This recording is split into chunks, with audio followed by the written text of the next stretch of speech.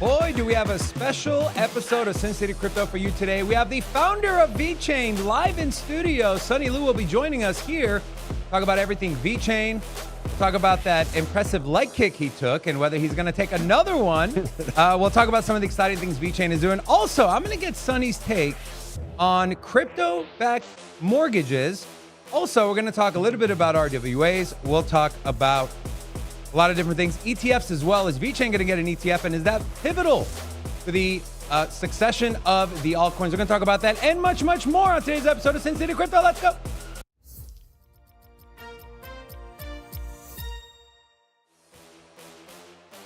Hola! It's your boy Big Rob back in the house. Welcome to Sin City Crypto, home of the entertainment-focused cryptocurrency content where we take old, boring, stale information, repackage it all up in a fun and sexy way.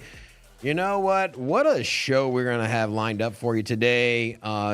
Bitcoin still relatively flat over the last couple days, but we're only about 3% away from all-time highs. And the altcoins, well, we're getting a little bit of volatility there, a little bit move to the upside. So now, today might be the only day where I don't really care about Bitcoin because, again, we have Sunny joining us in studio from VeChain. Sunny, welcome to the show. How are you? Good. Actually, I'm very glad to be here. We're excited to have you. Yeah. Thank you for joining us. You know, Sunny, I doom scroll Twitter and TikTok. I came across a video AJ posted, and I got to show the video. Okay, so this is Sunny and a professional UFC fighter. Well, we'll let the video speak for itself. Go strong. Okay, first of all, why are you telling a professional fighter to go strong? Well, actually, the story is we were doing the BYB competition. Yeah. First, I introduce a little bit. BYB is a Build Your Body, short for Build Your Body, and it's a new decentralized application we launched with the UFC together. Actually, it's the first time, the traditional enterprise, big corporation like a UFC, building up the decentralized application, join the VeBetter ecosystem. So I was doing the competition with Cheeto, and I lost it. So we decided, to get a low kick, a typical move from the UFC fighting. Yeah. And I just want to taste a bit, The first kick was quite, soft, gentle. Cheeto is a great guy. Yeah. So I asked him, why not just go for real? Let me taste a bit. What does it feel like? What percentage do you think that kick was? Was it like a 70%, 40%? I would say just 50%. But still, I got a bruise right away. I was kind of hoping you'd show up in board shorts so we could show the thing. But, Sunny, you guys VeChain partnered with UFC, and you guys have been partners for a while. How has that benefited your project, VeChain, and what are some of the things you've taken away from this partnership so far? So far, it has been great, I would say. We started 3-4 years ago with the UFC. And firstly, UFC got quite, I would call it matching profiles, UFC fans and crypto fans, quite similar. And also they got quite a strong global expansion growth. U.S. as a major home base, and then expanding to Europe, London, Paris, even Italy soon, and also start to expand to Asia as well. Singapore, Macau last year. This summer, they're going to be the first time in Shanghai, August 23rd. So it's very matching our community base, geographical location as well. And also on top of that, Dana White just joined VeChain this May to be the official advisor. Amazing. And he's not only the official advisor, he also an investor of VET, to be honest. Okay. You will see his own words very soon. So we let's say, firstly, in terms of the global expansion, global exposure, that's a perfect platform, right? Secondly, Dana's advice, Dana's expertise, especially in the marketing, in the influences, it's a perfect for VeChain. I told Dana I'm an engineer. Yeah. I I'm not really good about the marketing, the PR. I'm just focused on building the definitely products. Yeah, he is, right? Yeah. He said, "Oh, I can help you on that." He just actually didn't Mark Zuckerberg ask him to be on the board of advisors Yeah, for independent Meta? board member. Yeah, and then UFC was having a really hard time or in the early days, and a lot of people point to Dana White and say he's the one that saved them. I'm not saying VeChain needs any saving, but having a guy like that in your corner, and you said he hasn't mentioned it yet. Does that mean that you just dropped an exclusive here on our show about him being an Could be the first time. okay, amazing. I like that. Sonny, you mentioned you're not a marketer, you're an engineer, right?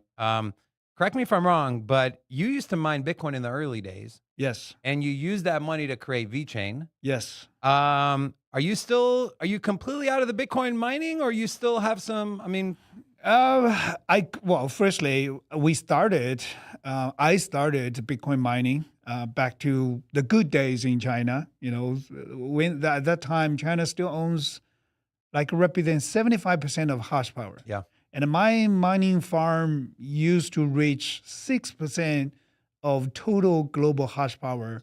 Your mining farm had 6%? That was like 2013, 14. Yeah. That's a big number. There's countries that don't have 6%, right? But at that time, it's not that bad. And we were having a good time in terms of Bitcoin mining. And also that was also my major reason, because I got the first bucket of money, I was able to start my own, and I never, forget about how I get to start it, how or what blockchain really attracts me in. I think it's more than just the coins or even the Bitcoins or financial applications. And, I use my money to start the VeChain and invest the majority of my Bitcoin holdings to VeChain in the last 10 years, actually. Wow. So, honestly, I'm not holding the majority of my, Bitcoin before, because the majority, I would say more than 90% of my Bitcoin actually converted to be a VET in the last 10 years. Oh, really? Yeah. A lot of people would have made all that money in Bitcoin mining. I'm like, I'm going to retire, but you started a whole blockchain. I did I saw an interesting thing about VeChain with the NFC chip in the boxing gloves, or in the fight gloves for UFC. Yeah, that was a trial we did last year with the UFC. Actually, it was an original use case. We started even in 2017. The first customer, similar solution, was Givenchy. I got to use my personal connection by then, right? We just get started. Technology was not even ready yet. We're still exploring the different type of solutions. So I just went to my friend, also my mentor, Mr. Philip Fortunato. He was global CEO of Givenchy, and also he was my boss when I was working Louis Vuitton. Oh, yeah. So basically, I just approached him, try to explain him, how blockchain works, what a blockchain is. And after 20 minutes, he shut me up. He just say, "Sonny, I don't know anything what you said." I couldn't understand that. Sounds like when I talk to my mom. And but he was very kind. He just asked, "Okay, how can I help you?" I just say, "Okay, let's be simple. Give me one line of the products. Let me try, connect it with, the NFC chips and also the blockchain technology. Let's see how you could go. And you will make your decision later on."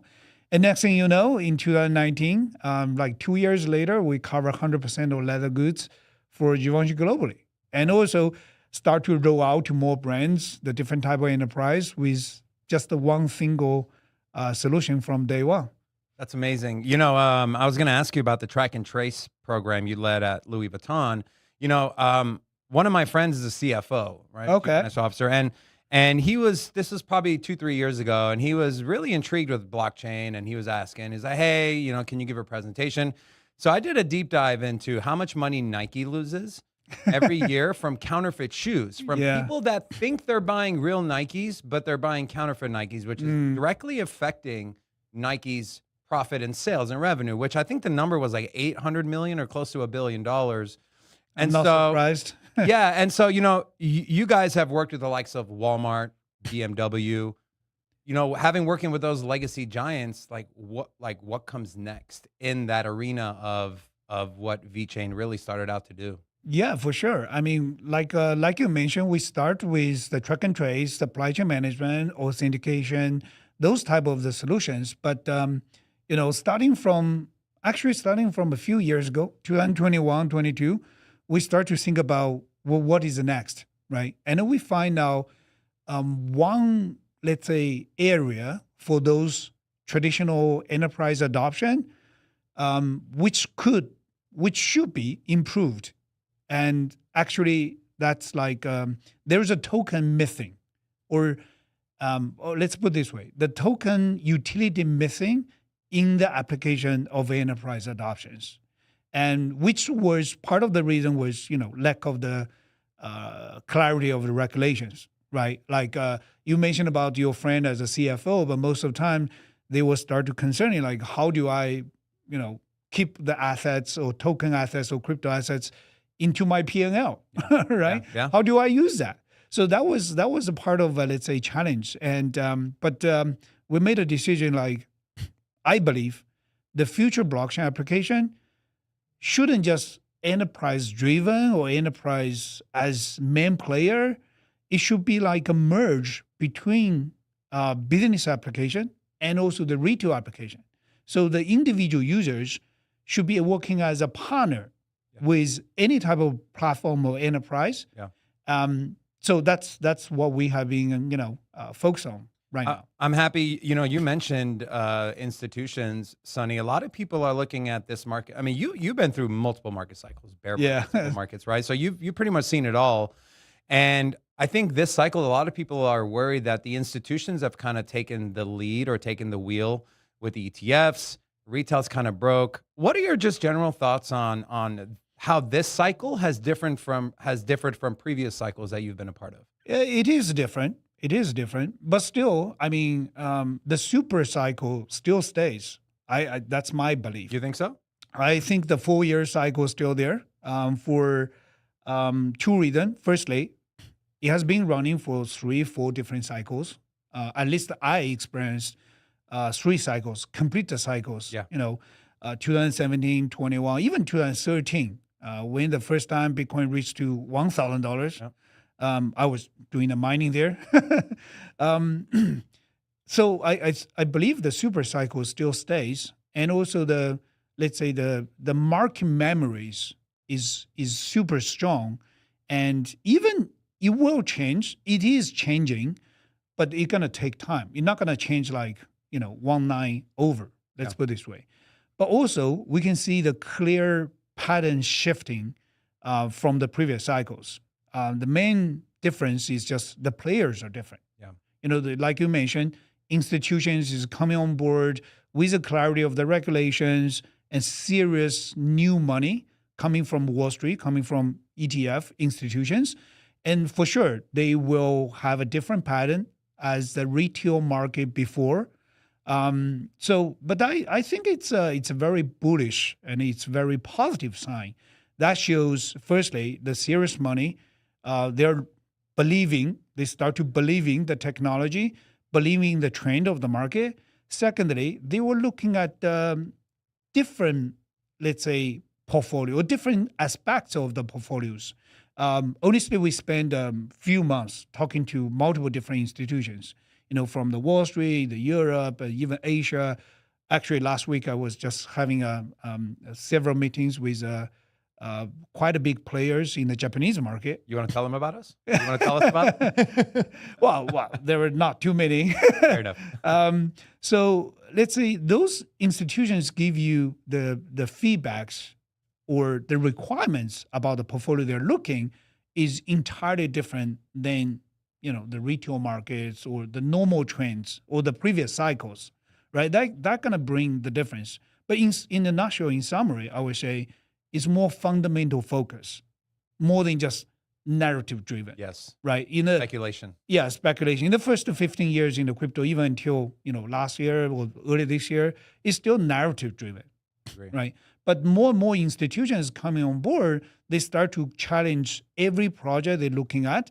Like what's your problem statement? What kind of problem you want to solve? Yeah. What's your solution statement, right? What's your user growth?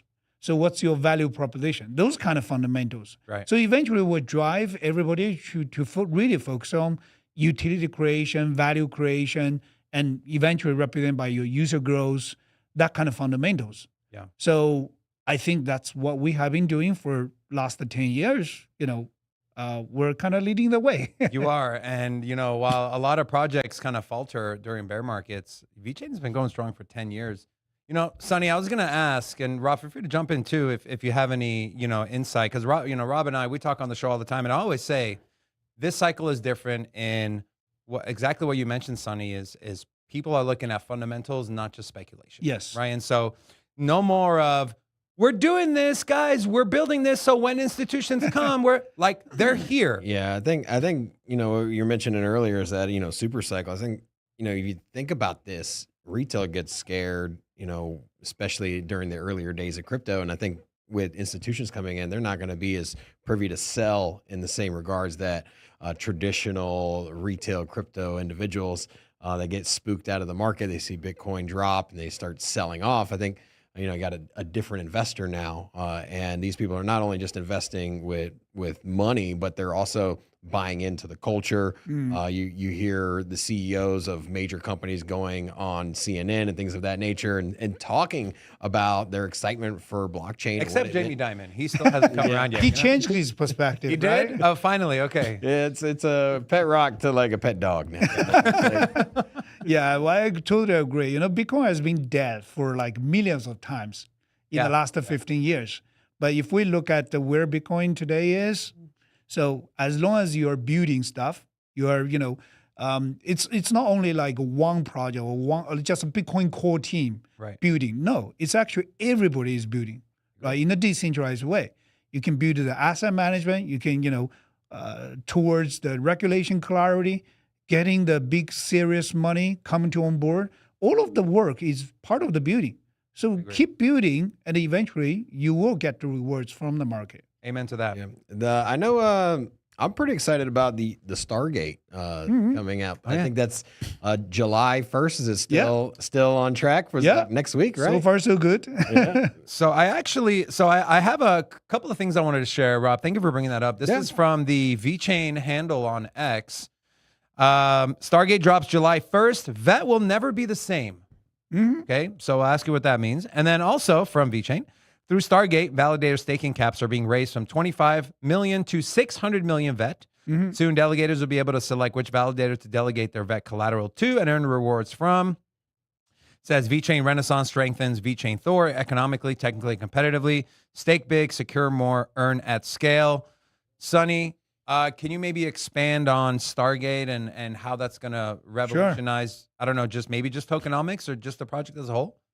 Well, actually, Stargate is the first step, and also the new NFT platform we're launching as part of the big upgrades. We call it VeChain Renaissance. So there are 3 phases, and July 1st will be the first phase onboarding or implementation.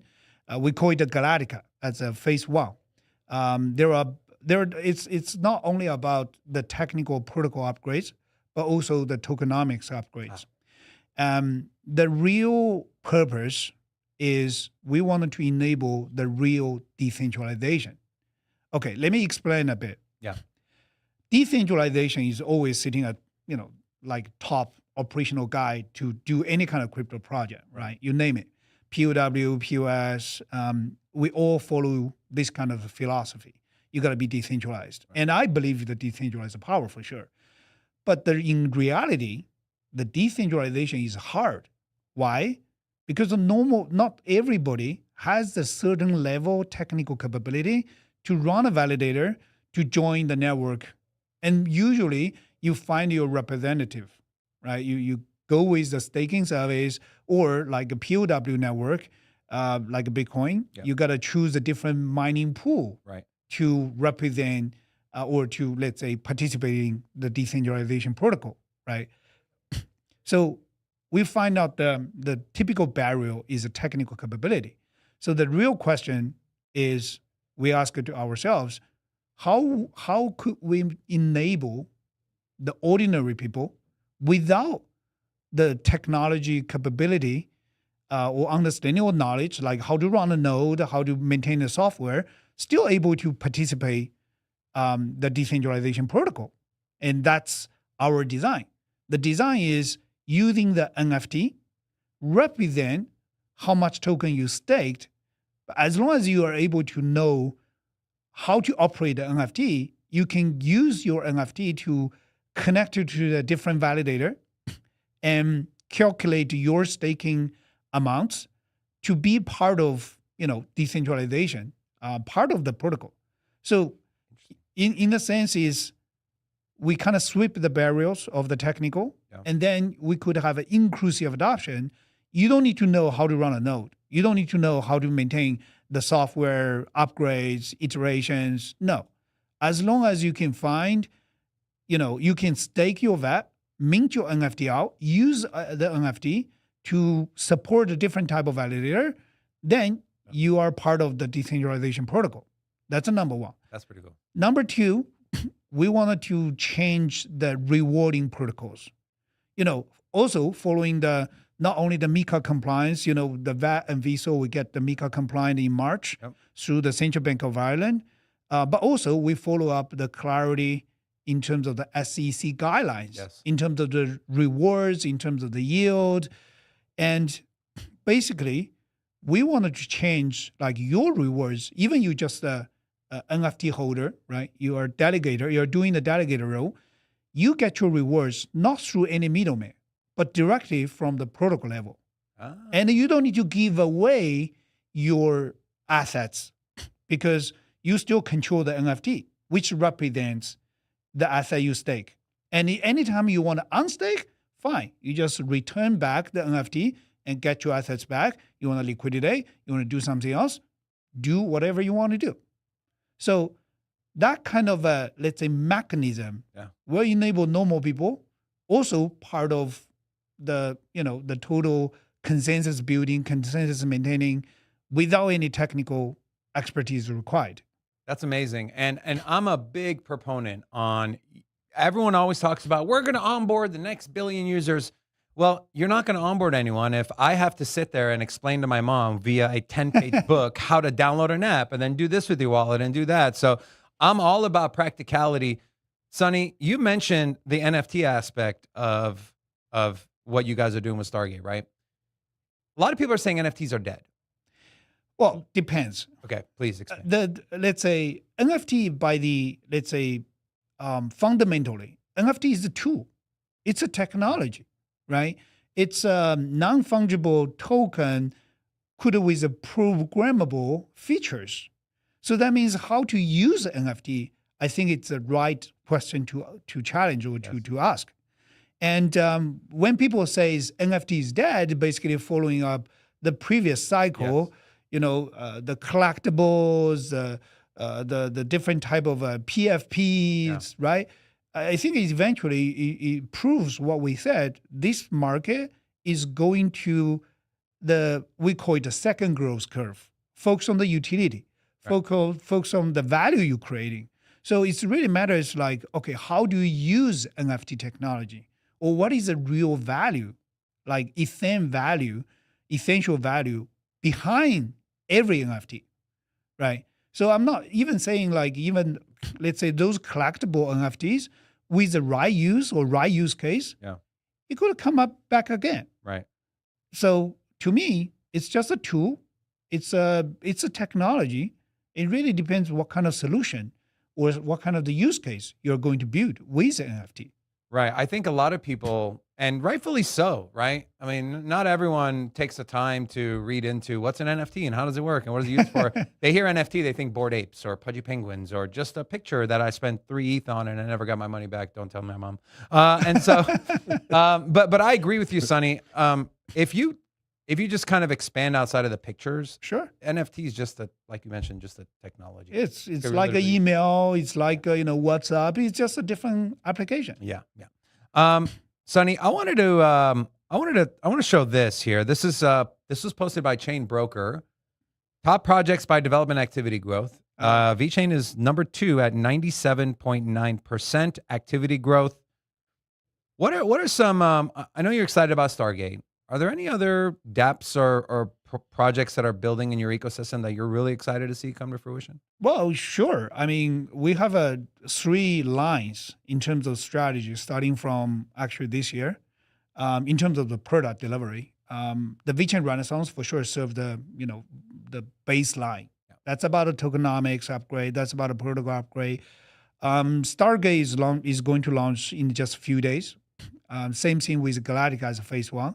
But in our roadmap, we also have Hayabusa as a phase 2 to roll out before the end of this year, and Interstellar as a phase 3 to be started in 2026. So everything actually, this kind of the developer activity increase has been lasting for months, not just last week. Right. So that's let's say the first baseline VeChain Renaissance upgrades. There are lots of technical work to do, but also we continue to build the VeBetter DAO. The VeBetter DAO as application level, as an ecosystem for sustainability, continue to grow up. Actually, by so far, there are 2.7 million users, defined by the different addresses, and 20 million actions done by the different type of users so far, and 40 applications so far, coming from the community, coming from even the enterprise like UFC. Wow. So we're going to continue to grow for that. More from foundation perspective, we want to get more tools, more infrastructure services to be able to enable anybody wants to build an application, even serve just your friends and families, that's totally fine. We want to make it super simple for anyone. Actually, I give a mission to my CTO. Yeah. I say your ultimate KPI or OKR, whatever, is to make anybody, not just a technical developer, but anybody can build a decentralized application in just 2 weeks. We're still not there yet. Right. Still missing some of the infrastructure tools, but that's our goal. That's amazing. Sonny, do you think AI kind of plays a role in that as well? In helping? Because, and I'm just throwing this as an example because I just saw the demo, Caffeine AI from Internet Computer. Right. They did a demo where you can talk to the AI agent and it kind of writes the code for you. I'm not a software engineer, so this is out of my league. Yeah. But a lot of people point to AI and say they're going to make everything easier. What would be the benefit of, what are some of the downfalls or things AI can't do yet that, what you just mentioned can do? Well, honestly, how do you get that? I mean, how, that's part of our strategy. I didn't announce yet. Actually, next week, I'm going to Singapore. Okay. There's a big conference, academic conference, organized by National University of Singapore and US, top 1 in Asia. And along with our advisor, Konstantin Novosilov, he's a Nobel Prize winner. Okay. And the conference name is AI for X. And I was going to give a keynote. It's called AI for Blockchain. Okay. To make announcement about our AI strategy. So, well, what the heck? We can go for now. So AI is very important. Honestly, fundamentally, it's a tool. Right, it's a tool, and following the trends, the first few years is about infrastructure in terms of AI. Right. ChatGPT, Grok, the NVIDIA, they have loads of GPU invested in building up the big, huge data center, and try to feed tons of data to the AI agents, LLMs, large language models. So everything actually is focused on the infrastructure of the AI. And the next trend, we can see the clear growth from the venture capital is about AI applications. And when I think about AI plus the blockchain, that's actually a perfect match. You think so? Eventually, it will be AI plus blockchain. It cannot miss each other. I give you... That's interesting you say that, Sonny, because a lot of people have this argument of what is AI doing on blockchain? Hey, Robin. I always, and maybe you can clarify for me. And I say to myself, I'm like, what makes AI operate better on crypto versus like an API created by one of the large AI companies? And so I just I couldn't really put the two together. And and so yeah, let me know. We can have a mutual ways, okay, to prove like actual AI and a blockchain, they're kind of need each other, right? Firstly, if you think about AI is, let's say, or from a high level, the emerging technologies, it kind of supposed to work together, all right? And we start from the very, let's say it's already mature one, IoT, Internet of Things. Yes. The different devices, sensors, monitors, right? Even your mobile phone is part of the IoT. Right. So IoT represents, like a human body's hands and eyes. It's a sensor able to let you to connect it to the world and collect the information you probably need, right? And a blockchain and a crypto is like your heart and the blood. The blockchain generates the trust, building up the core of the new application system. And the crypto is kind of like a blood connecting to different players, your body parts, make it alive. And what is AI? AI is a brains to process the information, collect from the IoT, and then get through with the crypto, with the blood, get through the entire body system and make a decision. And then let's say that system can be alive, right? That's from a high level. And also from AI perspective, I would say AI will need crypto, the blockchain, to, let's say, to make the new connections. Okay. And we even have a saying to say crypto is not really designed for human, it's designed for machine. For example, crypto can be micro-transactional, right? You're not going to sit there as a human being. You're not going to sit there to doing like millions of transactions a day. Right. Yeah. No way. That's very true. Right. Even you go through the convenient digital banking system, with operation, no way. Zero chance. But blockchain can do. Yeah. The AI can do. Yeah. Right. You can have a crypto managed by like a smart contract and a crypto managed by AI agents to base on the predefined conditions or even evolving conditions and start to do the transactions on the seconds basis. Yeah. Right. So token is made for machine, not even made for a human being. Yeah. So I even could predict like by 2030, 80% of the blockchain transactions could be managed by AI agents. What, really? Yep, that's my prediction. And then I think earlier this year we had the first AI agent pay another AI agent. Yes, it was AI XPT. Yeah. And so that's is that scary though? I mean, okay, Sonny, have you ever seen the? Have you ever seen your fridge is gonna pay your washing machine? No. Have you ever seen the Iron Man 2 movie where they're at the racetrack and the guy with the electric fingers or whatever the hell it is? Yeah. And he taps into all the little drone Iron Men and And so I cannot get that vision out of my head. And then when you talk about 80% of transactions on blockchain, like, is that scary to you or does it excite you? I would say kind of excite me. The human technology always evolving like that, right? When you build let's say the weapon system, it would say, oh, it's bad, you're gonna kill people. Sure, but also you could protect the people. That's true. Right? Yeah. And also when you think about the internet, in the early days, people were saying, oh, internet is evil. You could ease the money laundering or the terrorist attack coordination over the internet. But see what the internet has changed our lives. Yeah. The same thing to crypto, to blockchain, even to AI. Sure, there will be, let's say, I kind of agree with Elon Musk. AI will be eventually, or will be, let's say, AI development or evolving is inevitable. Right. But we need to manage that very well, right? We cannot over-regulate that, but also we need to be cautious. And so I'm sure with the technology evolving, there will also be, let's say, supervising or monitoring or management or control, that kind of applications or systems or technology to be on board. Eventually, it will serve a greater good, I would say. Yeah. I mean, at the end of the day, there's nothing we can do to stop it. So it's like get with the program, or I don't know.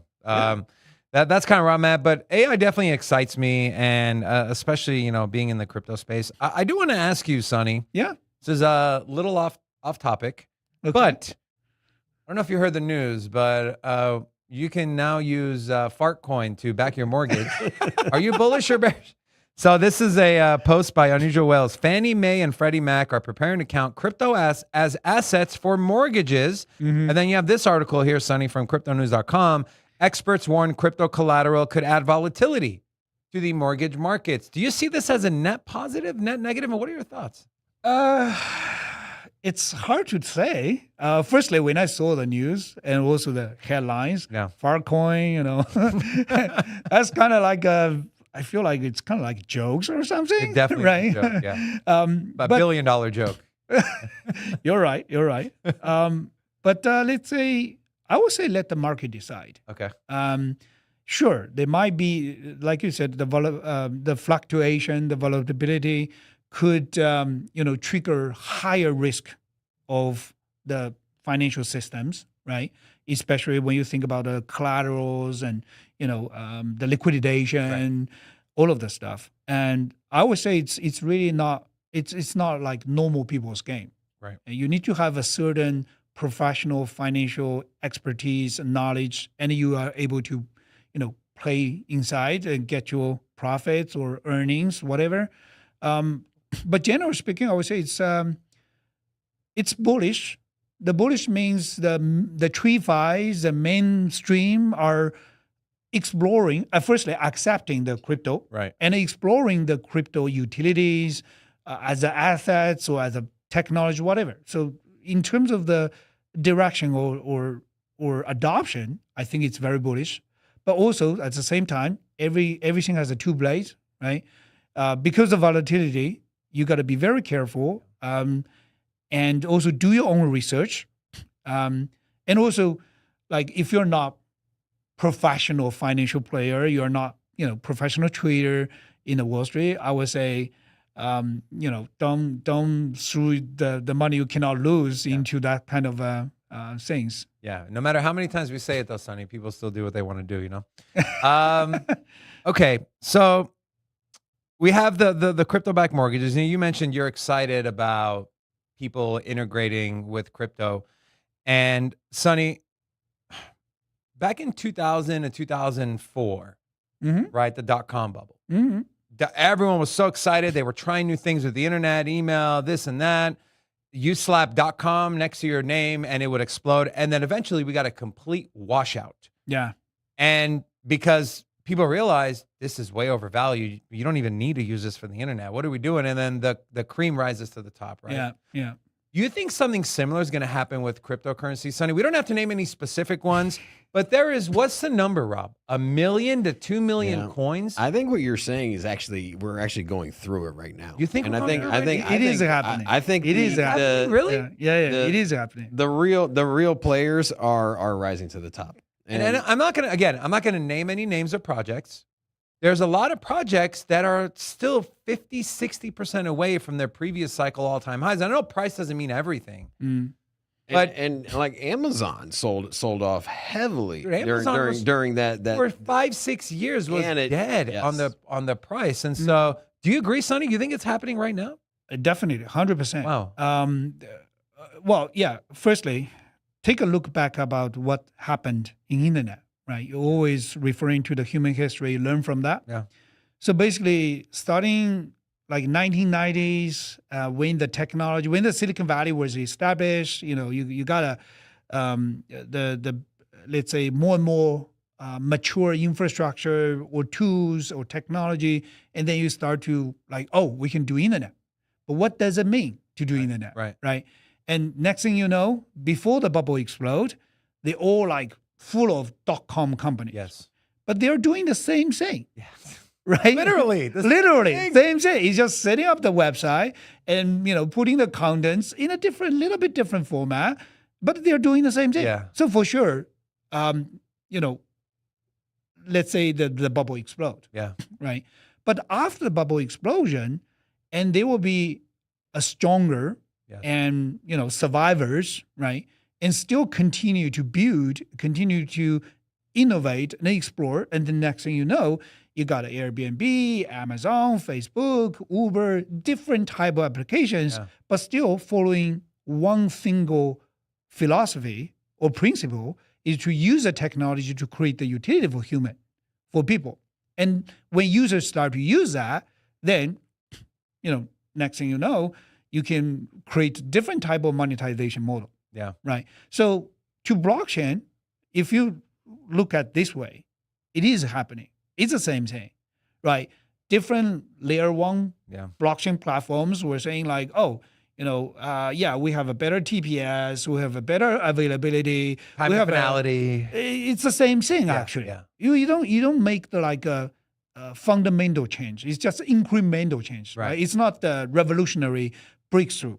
Right. Yeah. But the next thing, if you're following this kind of pattern, then you will have the answer, like what's going to be the next hot topic or what's going to be the next winner, which will be focused on the application, focus on the utility, like people really use that on daily basis. And then, I believe eventually the money will follow this type of the portfolios, right? Still, nowadays, you talk about, altcoin season are not there yet. Yeah. There is a reason. Because the previous cycle, previous pattern, whatever meme coin, whatever, whatever the speculation side about that, people kind of like hesitating from the market. It's like, okay, is there a wave or is there money going to flow into, the different type of portfolios? Well, what's the new black? That kind of questions, right? Yeah. But firstly, I would say institutions not moving as the retails.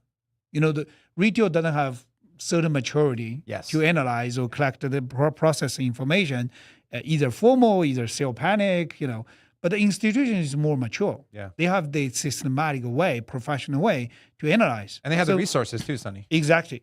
So they kind of not that quick as the previous patterns. Yeah. But we can see the clear trends. The institution onboarding is a part of our strategy. Actually, there are multiple institutions onboarding on the way.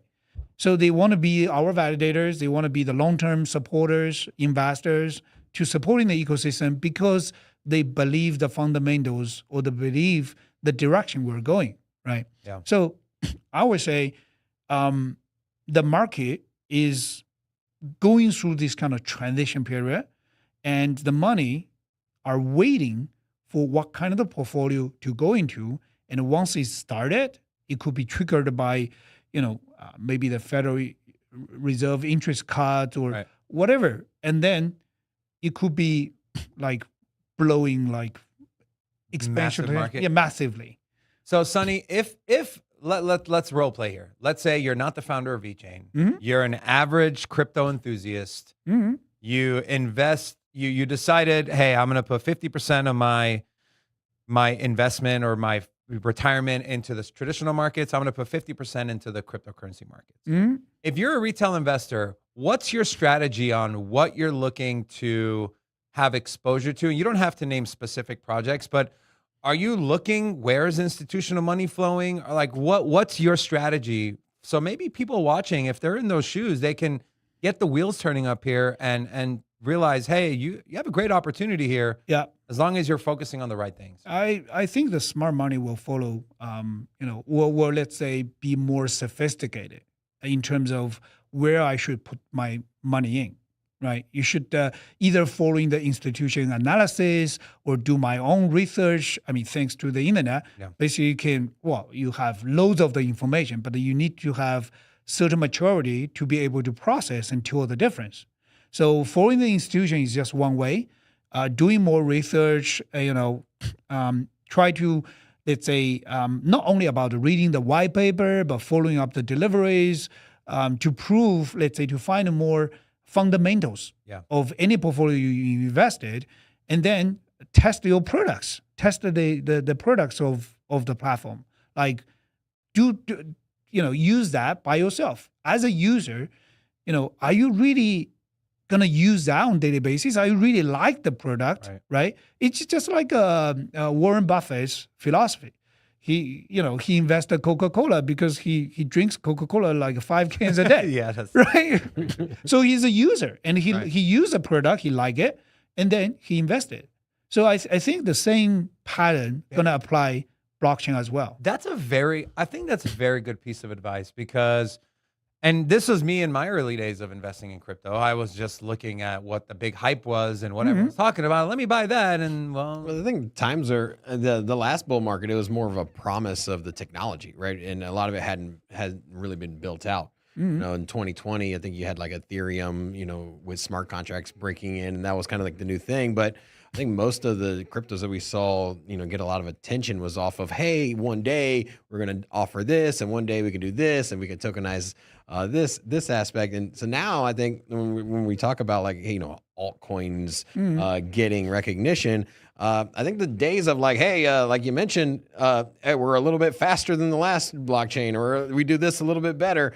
It kind of goes by the wayside now because you know what? There are projects out here and there are companies that are actually using and building on blockchain. And so those have real world use cases. And so it's like, why invest in soon one day we'll have these applications and dApps, but eventually the market or the user, they're not going to care like what kind of technology you use. Right. Yeah. Right. They will just like feel, okay, is there any benefits or functionalities I gonna use? Yeah, that's it. 100%. So it's just like you're using email every day, but you don't care what is it, SMTP or PNP, right?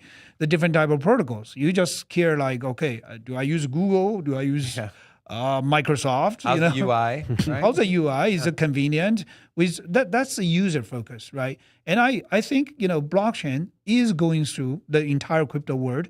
Is going to this kind of the stage. You know, we have been talking about like too many infrastructures, too many tools in the past, right? And where's the applications? Where are the real utilities? Yeah. Is there anything like people can really take benefits by using those type of applications? Then they will have a real user growth. Yeah. So I think that's the ultimate trend.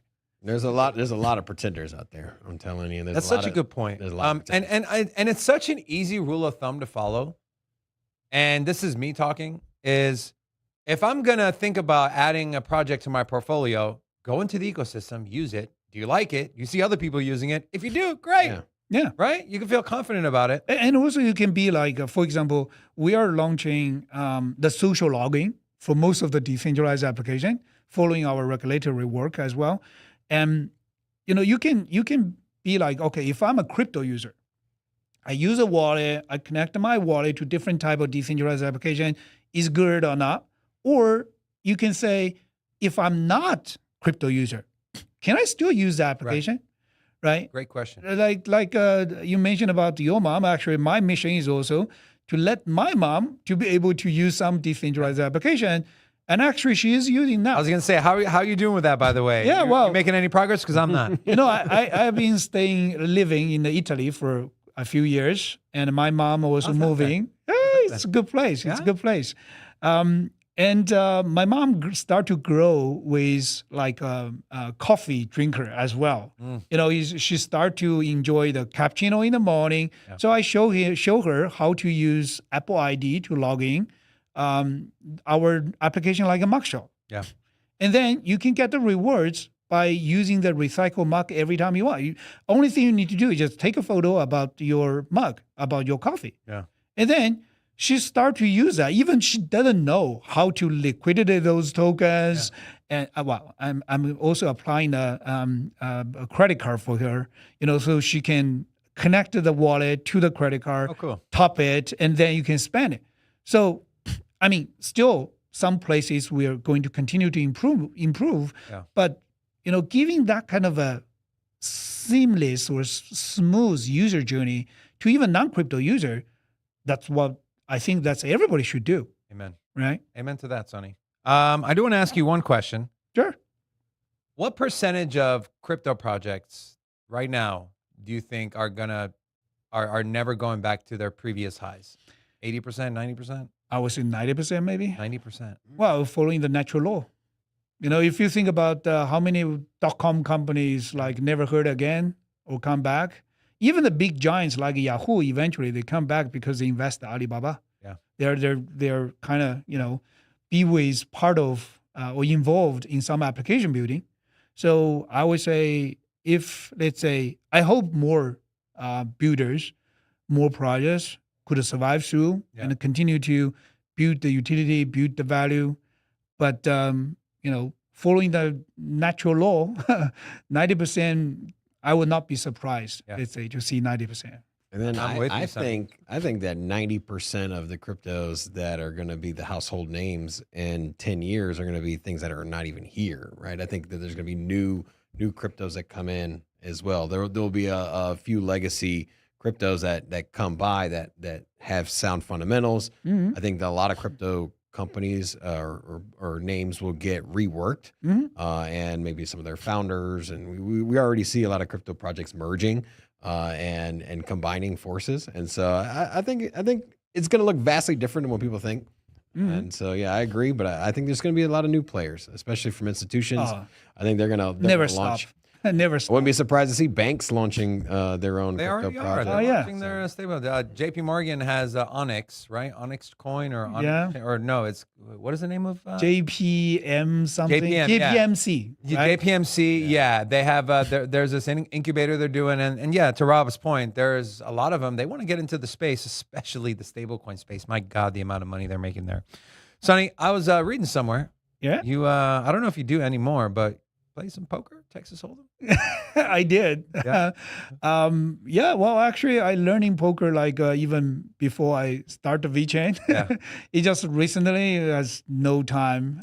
But I do enjoy poker. Me I too. think playing poker is like Strategy. doing a startup or even living your life, right? It's always about making a decisions.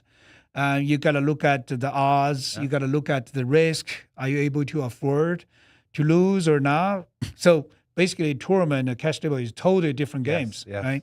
So I do enjoy playing poker. Well, Just we don't have host a a time to mean do poker game, and so we're known for our poker games here internally. And Have a so great time. You know, we Sonny, get dealers and bartenders. So, the yeah. best Oh, that's place. cool. Listen, Sonny, if you have a spare 1 hour, Uh-huh. Saturday night, Bellagio, 12 a.m., 2-5 game.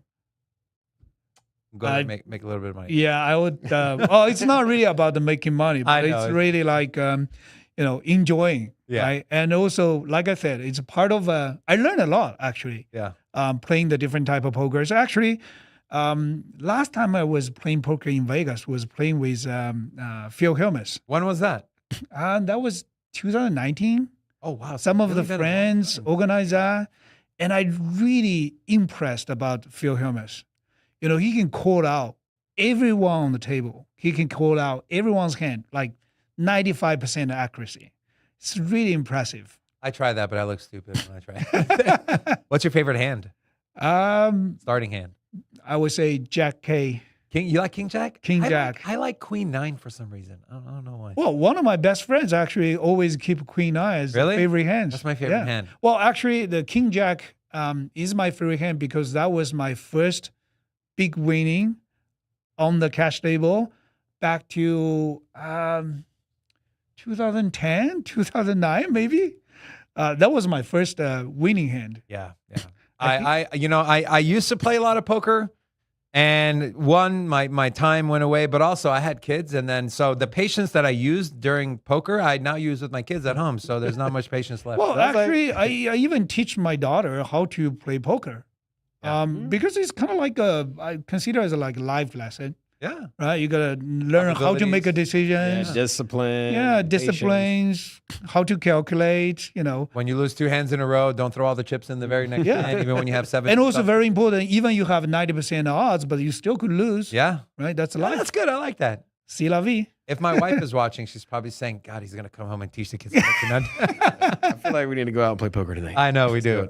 Sonny, it's been an absolute pleasure having you on the show. Thank you so much for your time. Any final words to the people watching? Anything you want to mention about VeChain? Anything you're looking excited for, or really anything you want to talk about to close? Well, firstly, thank you guys. I've been a very great pleasure to have these inspirational conversations with you guys and discussions, even the debates, right? Secondly, I wanted to share the message to everyone. 2025 is, I still believe it's very bullish, but only to the crypto projects, who are focused on the utility, focused on the value creation. So stay strong.